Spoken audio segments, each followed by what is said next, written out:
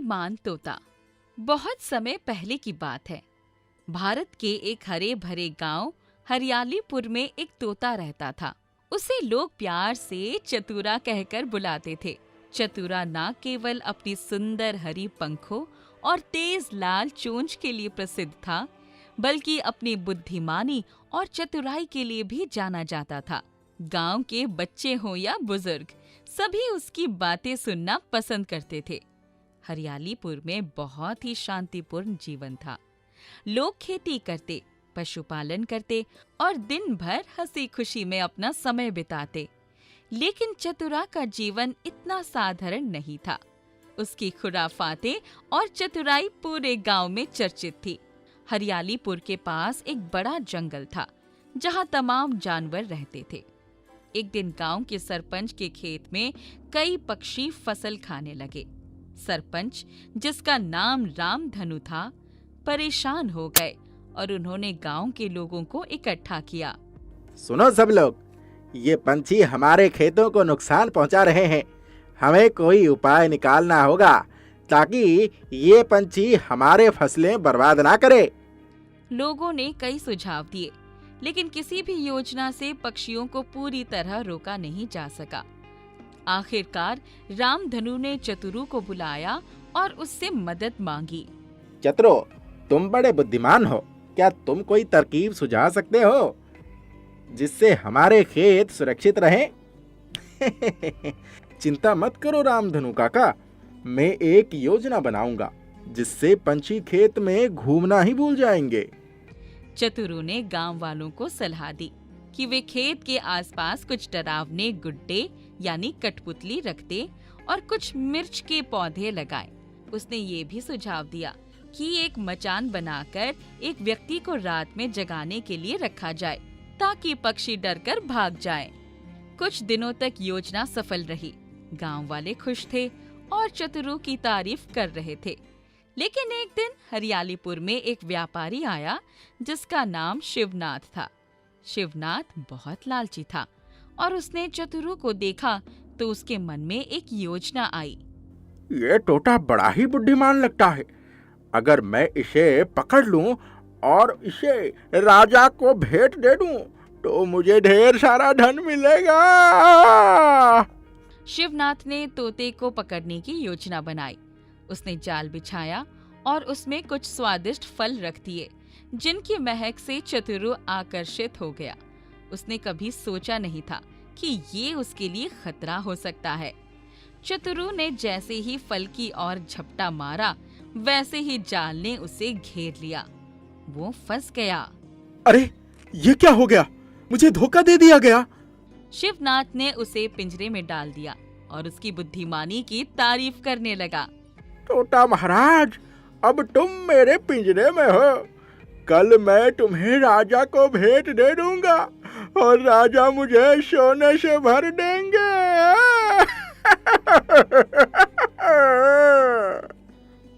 शिवनाथ चतुरु को अपने साथ ले गया और उसे कड़ी निगरानी में रखे हुए था। परंतु चतुरु ने हार मानने का नाम ही नहीं लिया। उसने सोचा कि इस स्थिति से निकलने के लिए उसे अपनी बुद्धि का प्रयोग करना होगा।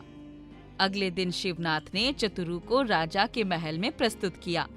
राजा, जिनका नाम धीरेन्द्र था, चतुरु की बुद्धिमानी के किस्से सुनकर अत्यंत प्रभावित हुए। ये तोता तो सच में बहुत सुंदर और समझदार लगता है। बोलो तोते, क्या तुम सच में इतने बुद्धिमान हो? राजन, अगर आप मुझे आजादी दे तो मैं आपके लिए कुछ अद्भुत कर सकता हूँ। राजा को ये बात सुनकर उत्सुकता हुई। तो अच्छा, पहले हमें एक चमत्कार तो दिखाओ और फिर हम देखेंगे कि तुम्हें आजाद करना चाहिए या नहीं। चतुरु ने अपनी बुद्धि का उपयोग करते हुए कहा। महाराज, अगर आप चाहते हैं कि मैं अद्भुत करूं, तो कृपया मुझे महल की सबसे ऊंची मीनार पर ले जाएं और मुझे वहां से देखने दें। राजा ने उसकी बात मानी और उसे मीनार पर ले जाया गया। चतुरु ने अपनी आंखें बंद की और हवा में अपने पंख फैलाए, जैसे वो किसी ध्यान में लीन हो। मौका देखकर चतुरु ने अपनी चाल चली। वो राजा को समझाने लगा कि वो एक विशेष मंत्र पढ़ेगा जिससे राजा का महल हमेशा समृद्ध और सुरक्षित रहेगा। लेकिन शर्त ये था कि मंत्र पढ़ते समय उसे पिंजरे से मुक्त कर दिया जाए ताकि मंत्र का प्रभाव संपूर्ण रूप से हो सके। राजा धीरेन्द्र, जो उसकी चाल को नहीं समझ पाए थे, उन्होंने आदेश दिया कि उसे मुक्त कर दिया जाए। जैसे ही चतुरु पिंजरे से बाहर आया, उसने अपने पंख फैलाए और एक जोरदार उड़ान भर दी। महाराज, मेरा पहला मंत्र है आजादी की उड़ान। ये मंत्र आपको सिखाने के लिए धन्यवाद। अब मैं अपने हरियाली पर लौट जाऊंगा। राजा और शिवनाथ चकित होकर उसे देखते रह गए, लेकिन अब कुछ नहीं कर सकते थे। वाह, ये तोता सच में बड़ा चतुर निकला। उसने हमें बुद्धि से हराया। हम उसकी स्वतंत्रता की कामना करेंगे। चतुरु हरियालीपुर लौट आया। गांव वालों ने उसका स्वागत किया और उसकी चतुराई के किस्से सुनकर गर्व महसूस किया। उन्होंने शिवनाथ की हरकत के बारे में सुना तो उसे सबक सिखाने का फैसला किया। हमें गर्व है कि हमारा चतुरु वापस आ गया है। और हाँ, शिवनाथ जैसे लोगों को हमसे बचकर नहीं जाना चाहिए। हाँ। गांव वालों ने शिवनाथ से व्यापार करने से मना कर दिया, जिससे शिवनाथ को महसूस हुआ कि ईमानदारी और सच्चाई का ही असली महत्व है। इस प्रकार चतुर तोते ने अपनी चतुराई और बुद्धिमानी से न केवल अपने आप को मुक्त कराया, बल्कि गांव वालों के दिल में अपने लिए और भी प्रेम और सम्मान बढ़ाया। उसने गांव के लोगों को ये सिखाया कि किसी भी कठिन परिस्थिति में धैर्य और समझदारी से ही रास्ता निकाला जा सकता है। मीनागढ़ गांव में मुकेश नाम का एक आदमी रहता था। मुकेश मिट्टी के बर्तन बनाया करता था और ये काम उसके पूर्वज वर्षों से करते आ रहे थे। जैसे ही मुकेश दुकान खोलता था, उसके दादाजी भी दुकान पर आकर बैठते थे और मुकेश की मदद किया करते थे। मुकेश बेटा, तू जा, मैं थोड़ी देर में आता हूँ। तब तक तेरे लिए कुछ खाने को बना देता हूँ। आप घर पर ही बैठिए, अब आपकी उम्र नहीं काम करने की, मैं कर लूंगा सब काम। अरे बेटा, तू अकेला बहुत थक जाएगा। तेरे पिताजी थे तब तो सब सही चल रहा था, मगर भगवान के मर्जी के आगे क्या चलता है। अब जब तक मैं हूँ तब तक तो कम से कम मैं तेरी मदद कर दूंगा। अच्छा ठीक है, जैसी आपकी मर्जी। मिट्टी के बर्तन बेचकर ज्यादा पैसे तो नहीं मिलते थे, मगर भगवान की कृपा से घर चल जाता था। खाने के लिए कभी कोई कमी नहीं होती थी। मुकेश के दादाजी अपने साथ हमेशा एक पोटली रखते थे, जो कि बहुत ही ज्यादा गंदी दिखती थी। दादाजी, इस पोटली को फेंक क्यों नहीं देते? ये कितनी गंदी लगती है। जो भी ग्राहक आता है इसे ही देखता है। नहीं बेटा, मैं इसे नहीं फेंक सकता। ये शुरू से मेरे साथ है। जब तक इस दुनिया में मैं रहूंगा तब तक इसे अपने पास ही रखूंगा। आपसे बहस करके कोई फायदा नहीं है। आप तो करेंगे वही जो आपका मन हो। अरे बेटा, तू नहीं समझेगा। छोड़, कोई बात नहीं। तुझे जो समझना है समझ, मगर इस पोटली को कभी फेंकने की बात मत करना। मुकेश जब भी उस गंदी पोटली को देखता, अपने दादाजी को बहुत बुरा भला कह देता था। मुकेश के दादाजी की तबीयत बहुत ज्यादा ही खराब हो गई थी। दादाजी, अब आप दुकान पर आना बंद कर दीजिए। घर पर रहिए और आराम करिए। आपकी तबीयत दिन प्रतिदिन खराब हो जा रही है। नहीं बेटा, ऐसा मत बोल। तू अकेला इतना काम कैसे कर पाएगा? तबीयत खराब होने के बावजूद भी मुकेश के दादाजी दुकान पर जाकर बैठा करते थे और मुकेश की मदद किया करते थे। एक दिन मुकेश के दादाजी की तबीयत बहुत ही ज्यादा खराब हो गई। दादाजी, आप आराम कीजिए, मैं अभी डॉक्टर को लेकर आता हूँ। मुकेश तुरंत डॉक्टर को लेकर आता है। आपके दादाजी का अंतिम समय चल रहा है। अब मैं कोई मदद नहीं कर पाऊंगा। ये सुन मुकेश बहुत दुखी हो जाता है। अगले ही दिन मुकेश के दादाजी की मृत्यु हो जाती है। आखिरी इंसान जो मुकेश की जिंदगी में था वो भी अब नहीं रहा था। मुकेश हर रोज अपने दादाजी को याद किया करता था। दादाजी के बिना घर कितना सोना सोना हो गया है। मुझे नहीं लगता था दादाजी की कमी इस तरह खलेगी मुझे। मुकेश अब दुकान में अकेला ही बैठा करता था। दादाजी थे तो मैं हमेशा उन्हें दुकान से दूर रहने के लिए कहता था, लेकिन अब मैं बुलाना चाहूँ तो भी वो नहीं आएंगे। धीरे धीरे दुकान में बिक्री भी बहुत कम हो गई थी। मुकेश इतने रुपए भी नहीं कमा पा रहा था जिससे 2 वक्त का भोजन जुटा पाए। दादाजी के रहते हुए कभी ऐसा हुआ ही नहीं था, मगर उनके जाते ही ये सब हो गया। मेरी तो पूरी जिंदगी ही बदल गई। दुकान पर मिट्टी के बर्तन की बिक्री ना के बराबर होने लगी थी। स्थिति और भी ज्यादा बुरी होती चली जाती थी। लग रहा है अब मुझे ये दुकान बंद ही कर देना होगा। बिक्री तो हो नहीं रही है, हर रोज नुकसान का सामना करना पड़ रहा है। अब लगता है ये काम छोड़कर कोई और काम ही ढूंढना होगा। मुकेश कोई और काम ढूंढने में लग जाता है और उसे काम भी मिल जाता है।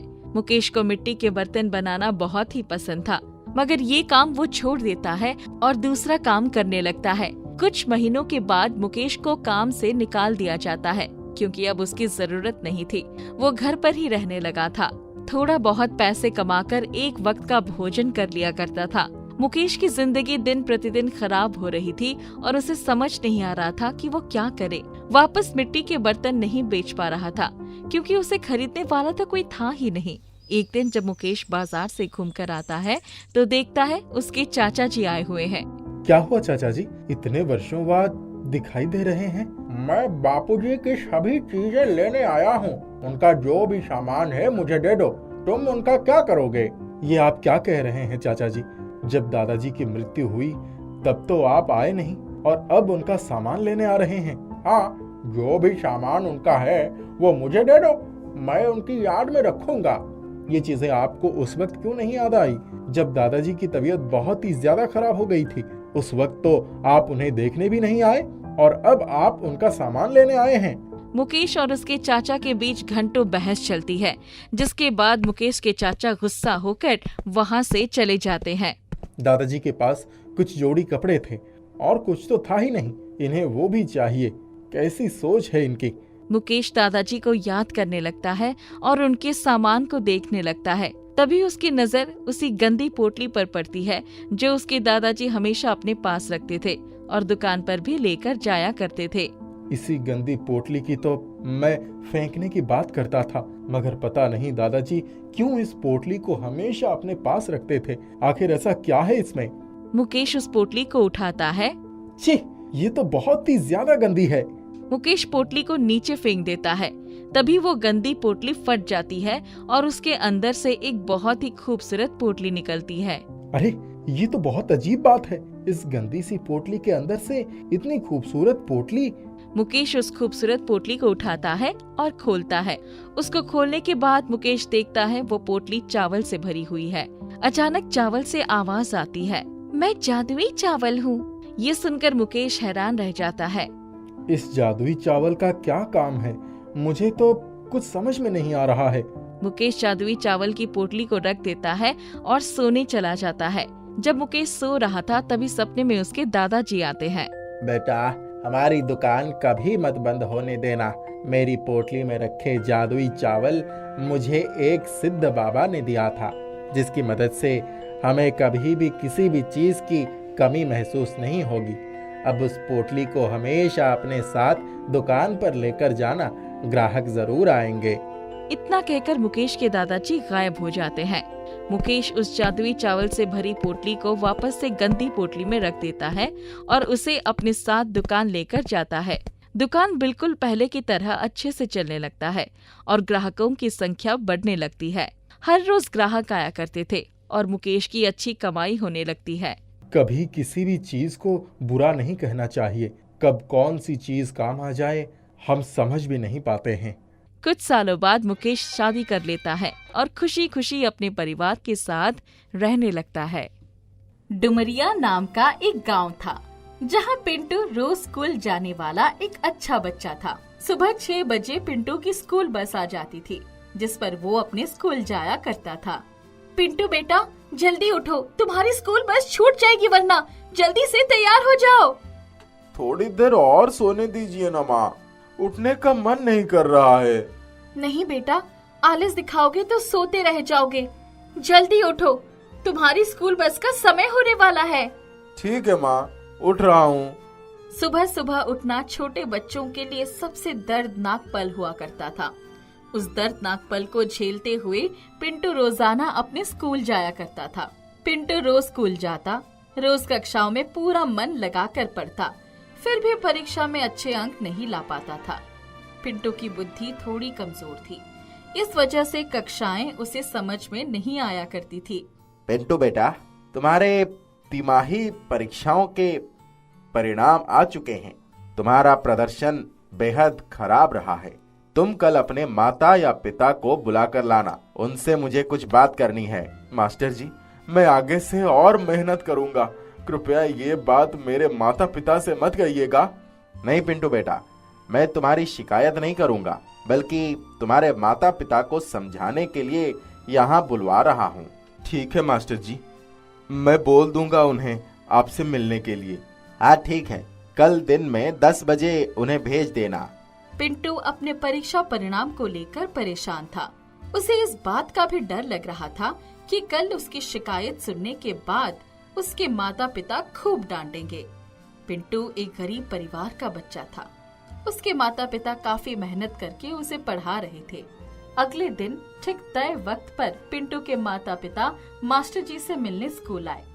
पिंटू की माता घर के कामों में व्यस्त थी, इसलिए नहीं आ सकी। जी मास्टर साहब, पिंटू ने बताया कि आपको हमसे मिलना था। बताइए क्या बात है। पिंटू घर पर पढ़ाई करता है। उसका पढ़ने का वक्त तो घर में भी बंधा हुआ है। पढ़ने के लिए तो वो रोज ही बैठता है मास्टर साहब। वो यहाँ परीक्षाएं भी अच्छे से लगाता है, फिर भी तिमाही परीक्षा में उसके अच्छे अंक नहीं आए। उसका क्या कारण हो सकता है, आप बता सकते हैं? नहीं मास्टर साहब, पिंटू की मेहनत में तो मुझे कोई कमी नहीं नजर आ रही है। मैं नहीं बता पाऊंगा कि उसके अंक कम क्यों आ रहे हैं। उसकी दिमागी स्थिति कमजोर है, उस पर आपको खास ध्यान देने की जरूरत है। कायदे से तो पिंटू को किसी चिकित्सा परामर्श की जरूरत है, पर मैं आपकी आर्थिक स्थिति से भी वाकिफ हूँ, इसीलिए बोल रहा हूँ कि उस पर विशेष ध्यान दीजिए आप। मैं आपकी बात समझ गया मास्टर साहब। मैं घर जाकर पिंटू की मम्मी को भी समझा दूंगा कि पिंटू का खास ख्याल रखें। बिल्कुल, मेरे लायक जो भी सहयोग लगे आप मुझे जरूर बताइएगा। पिंटू के विषय की गंभीरता समझते हुए उसके पिताजी बहुत चिंतित थे। वो जान रहे थे कि पिंटू को डॉक्टरी इलाज की जरूरत है, पर दिहाड़ी मजदूर अपने बच्चे को या तो पढ़ा सकता है या बीमारी होने पर उसको जिंदा बचा सकता है। पिंटू के पिता ने पिंटू को पढ़ाने पर खर्च किया। स्थितियां अनुकूल नहीं दिख रही थी। पिता के मन में अपने मानसिक रूप से बीमार बेटे को ध्यान देने का बोझ था। वो भगवान से मिन्नतें करने लगे। हे ईश्वर, अब आप ही कुछ रास्ता दिखाइए। मुझसे ये तनाव अब सहन नहीं हो रहा है। तभी भगवान जी प्रकट हुए और पिंटू के पिताजी से उनकी बातचीत चालू हुई। कहो वत्स, क्या समस्या है तुम्हारी? भगवान, क्या ये आप हैं? दुनिया तो यही कहती है। फिलहाल तुम अपनी समस्या कहो वत्स। बताओ, मुझे क्यों याद किया? पिंटू के पिता भगवान जी को देखते ही फूट फूट कर रोने लगे और मास्टर जी के साथ हुई सारी आप बीती सुनाई। बस इतनी सी बात के लिए परेशान हो वक्त?